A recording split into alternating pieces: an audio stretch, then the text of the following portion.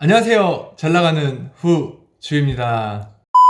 제가 이전 영상에서 성수기 마일리지 항공권을 효율적으로 발권하는 방법에 대해서 몇 번 언급한 적이 있어요. 방법은 바로 아시아나 항공 마일리지로 스타 얼라이언스 항공편을 발권하는 건데요. 이유는 아시아나 항공 마일리지로 스타 얼라이언스 항공편을 발권하게 되면 성수기 마일리지 추가 공제가 없기 때문이에요. 우리나라 국적항공사인 대한항공과 아시아나항공은 성수기에 마일리지 항공권을 발권하게 되면 50%의 마일리지 추가 공제가 들어가요. 그렇게 되면 성수기에 발권했을 때 마일리지 손해가 이만저만이 아니에요. 미주, 유럽, 대양주의 장거리 노선을 마일리지 항공권을 발권하려면 비즈니스 클래스 기준으로 비수기에는 편도 62,500마일이 소요가 되고요. 성수기 기준에는 편도 93,750마일이나 필요해요. 퍼스트 클래스 기준으로는 비수기 편도 8만 마일리지가 필요하고요. 성수기에는 무려 12만 마일리지가 필요해요. 비수기랑 성수기랑 어마어마한 차이가 있는 거예요. 그렇기 때문에 우리는 가능하면 마일리지 항공권을 발권할 때 성수기 추가 공제를 피해서 발권하는 게 유리해요. 그렇기 때문에 유럽 귀국 노선은 가능하면 아시아나항공 마일리지로 스타 얼라이언스 항공편을 발권하는 게 굉장히 효율적인 거예요. 사실 미주 노선 같은 경우에는 성수기 기간이 그렇게 막 타이트하지가 않아요. 그렇기 때문에 스타 얼라이언스 발권이 아니고 국적항공사 마일리지 발권을 해도 크게 문제가 되진 않는데 미주 노선을 제외하고 다른 노선에 있어서는 성수기 공제를 피하기 위해서 스타 얼라이언스 발권을 적극적으로 활용하는 게 좋아요. 그렇다면 오늘은 제가 발권한 성수기 기간의 스타 얼라이언스 항공편인 타이항공 퍼스트 클래스 발권 후기에 대해서 얘기해 볼까 해요. A few moments later. 저는 이번 여름 휴가를 유럽 여행으로 계획하고 있어요.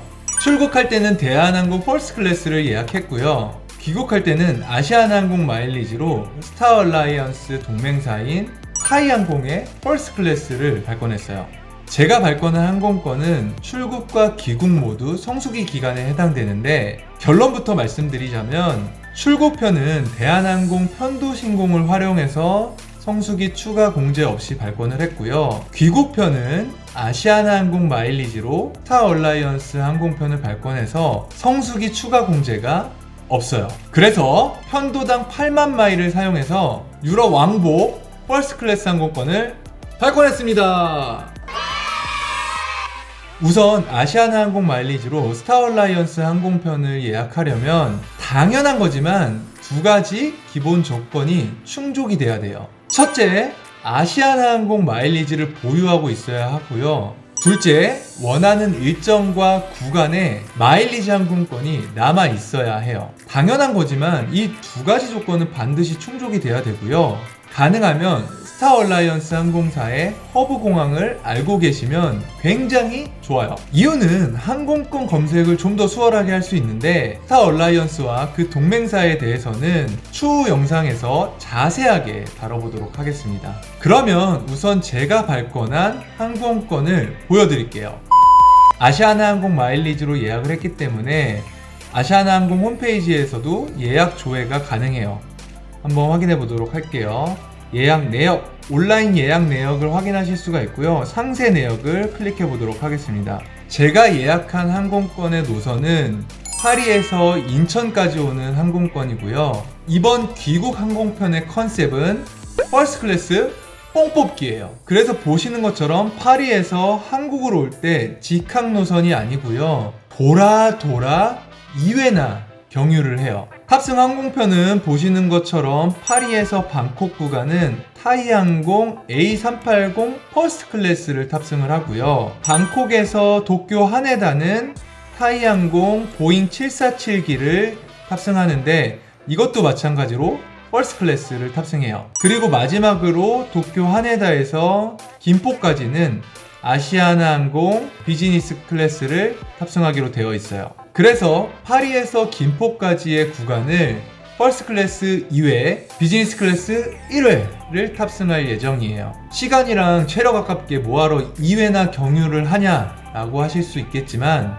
보시다시피 경유 시간이 꽤나 길어요. 방콕에 오전 6시에 도착을 해서 밤 약 11시에 출국을 하니까 거의 17시간 동안 경유를 해요. 도쿄도 마찬가지로 오전 7시쯤에 도착을 해서 밤 8시까지 약 13시간을 경유해요. 그래서 저 같은 경우에는 방콕이랑 도쿄에서 조금 편안하게 쉬면서 1일 투어를 할 생각이에요. 방콕에서는 시내 나가서 약 2-3시간 정도 마사지를 받으면서 유럽 여행의 피로를 풀 생각이고요. 그리고 간단하게 팟타이라든지 푸팟퐁 커리 등 맛집 투어도 생각 중이고요. 그리고 서비스로 유명한 타이항공의 퍼스트 클래스 라운지도 경험해 볼 생각이에요.